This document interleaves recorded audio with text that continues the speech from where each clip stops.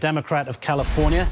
She joins us now from San Francisco. Good afternoon. Good afternoon, Martin. What's your reaction to what you saw at UC Davis last night?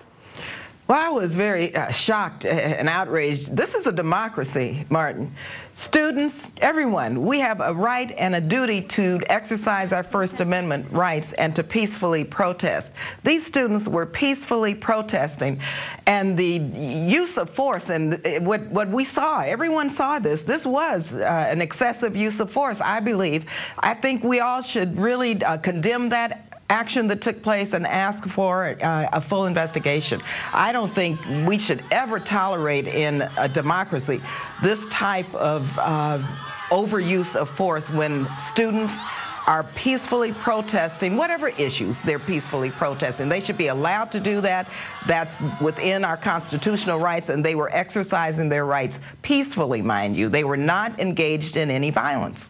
And we know that what happened at UC Davis followed quickly on the hands of what happened at Berkeley, where a former poet laureate was beaten in protest there.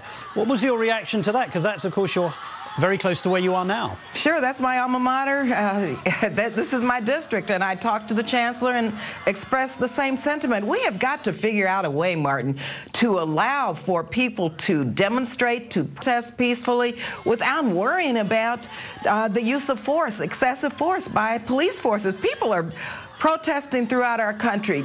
They're protesting many issues. Finally, people are waking up to what has been taking place in terms of income inequality, in terms of poverty, in terms of disparities, in terms of financial institutions gouging consumers. People are waking up. This is not going away. And so we have to find a way to allow for the voices of those who are crying out for full participation in our economic system and in our democratic system to prevail. This is outrageous what's taking place, and we've got to make sure that we allow protesters to protest peacefully. There's also deep frustration with politicians, as you know, and the super committee particularly. And while some people may shrug off the failure of Congress to reach a deal, this could have very real implications for Americans right in their wallets in the form of payroll tax cuts and benefits for the long-term unemployed.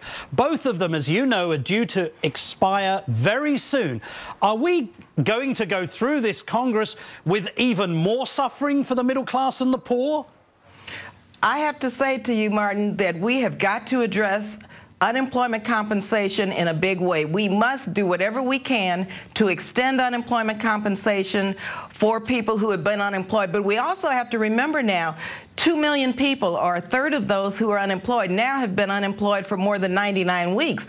And so they've hit the wall. They're not even eligible anymore for unemployment compensation. So Congressman Scott and myself have been working very hard with many members of Congress to not only extend unemployment compensation with Congressman Lloyd Doggett and others, but we're trying to extend it to make sure that those who've hit the wall of 99 weeks also have a chance to have a safety net until we figure out a way to create jobs, because this is what it's about.